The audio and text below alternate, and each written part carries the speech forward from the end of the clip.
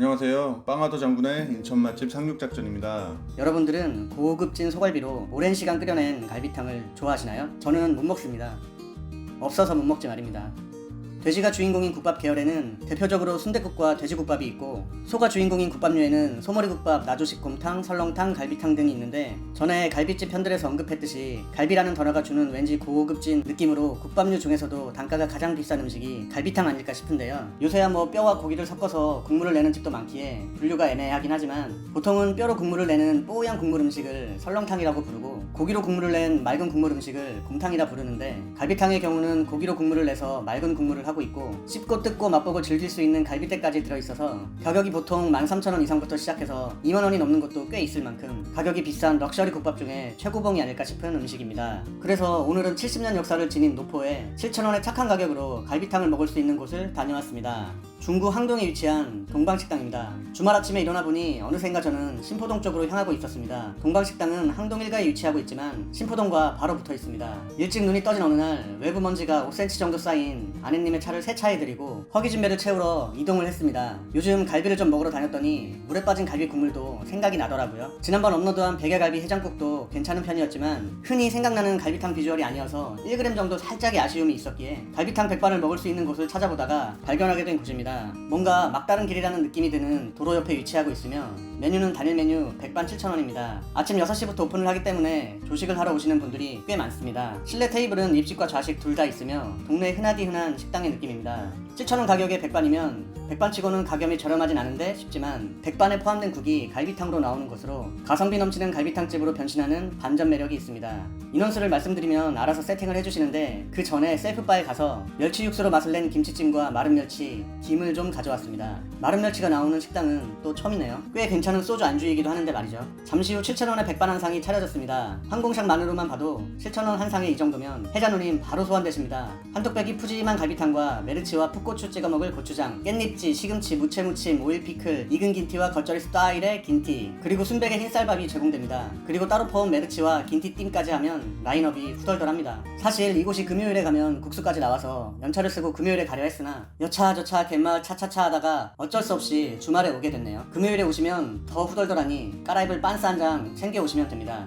국수는 금요일 10시 30분, 11시 사이에 제공되는 듯하고 오전 타임에만 갈비탕이 제공되므로 갈비탕을 드시려면 오전에 가셔야 합니다. 생 메르치는 쇠주 한 잔 캬 하고 싶은 맛이군요. 이 집의 하이라이트인 갈비탕은 맑고 깔끔해 보이는 육수에 뼈는 2덩이 정도와 양지 부위 같은 고기들이 좀 더 들어있습니다. 특이하게 큼지막한 무가 들어있는데 무가 들어있어서 그런지 시원한 맛도 나고 국물 좋습니다. 고기가 잘 익어서 뼈에 붙은 고기는 툭 하고 떨어지고 떨어진 고기는 부드럽고 맛있었습니다. 프로 국밥러에게는 살짝 슴슴한 국물 맛이어서 소금 간을 살짝 해주었고 후추는 버릇처럼 후추 뿌려주었습니다. 양념장도 빛이 되어 있긴 하지만 왠지 맑은 국물의 갈비탕은 슴슴하게 먹어줘야 할 것만 같은 기분이가 들어서 마음속에만 킵해두었습니다. 순댓국은 짜게, 갈비탕과 곰탕들은 슴슴하게 빵하더의 개똥철학입니다. 국물간은 맞춰놨으니 국밥집 국물에 따라 쌀밥 맛 좀 봐야죠. 이곳은 국밥집이 아니고 백반집이라 반찬이 많아서 먹을 것이 많아서 좋습니다. 그래도 역시 하얀 쌀밥에 뻘건 배추김치는 못 참죠. 잘 익은 김치의 양념이 쌀알 하나알 사이로 침투하는 게 무장공피 침투 저리 가라 할 정도입니다. 김치가 맛있으니 김치찜도 역시 훌륭한 맛입니다. 백반집에서 김치 맛있으면 게임 오버 아니겠습니까? 갈비탕 먹어야 하는데 수많은 반찬들이 흰 쌀밥과 부비부비 해달라고 졸라대는 통에 갈비탕 국물 없이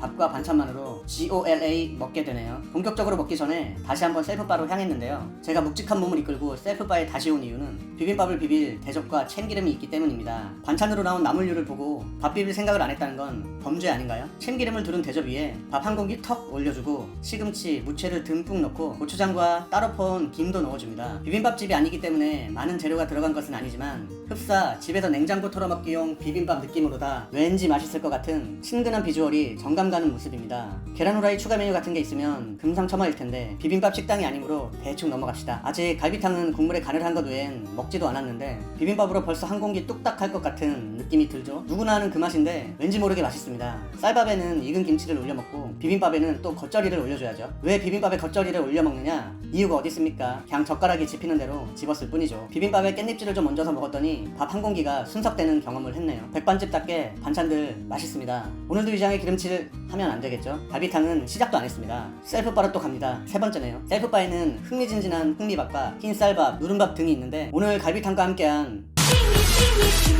답은 흰쌀밥이었습니다. 비빔밥은 단지 거들 뿐인 에피타이저고 본격적으로 밥 말고 본게임을 시작해야죠. 밥을 말면서 보니 큼지막한 무들이 생각보다 많이 들어있더라고요. 소고기 묵국의 시원한 느낌도 나면서 깔끔한 국물 맛을 내는데 무가 한몫 단단히 하는 듯한 느낌입니다.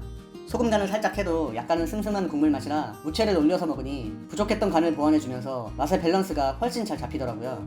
백반집이라 반찬이 많아서인지 이것저것 국밥 위로 얹어 먹다 보면 또 어느샌가 개눈 감치듯이 없어져 버리는 매직을 경험하게 됩니다. 간단하게 브런치 느낌으로 아침 먹으러 왔는데 밥 2공기를 처묵처묵 했군요. 입가심으로 누른밥까지 먹었더니 일어난 지 2시간도 안 돼서 다시 한숨 누워 자고 싶은 느낌까지 들었습니다. 졸린 눈 부여잡고 배불리 먹고 나서는데 사장님께서 식혜 먹고 가라고 하셔서 동방예의지국 사나이로서 거절하지 못하고 시원하게 마무리하며 배돼지를 풀 게이지로 충전하고 나왔습니다. 갈비탕이 포함된 백반 한 상을 7,000원에 먹을 수 있으니 집 근처라면 자주 가서 아침 식사를 하고픈 곳이었습니다. 갈비탕은 오전에만 제공된다고 하고 오후에는 메뉴가 바뀐다고 하니 갈비탕을 드시려면 11시 이전에는 방문하셔야 하지 않을까 싶습니다. 오늘도 위장에 기름칠할 수 있어서 행복한 하루입니다.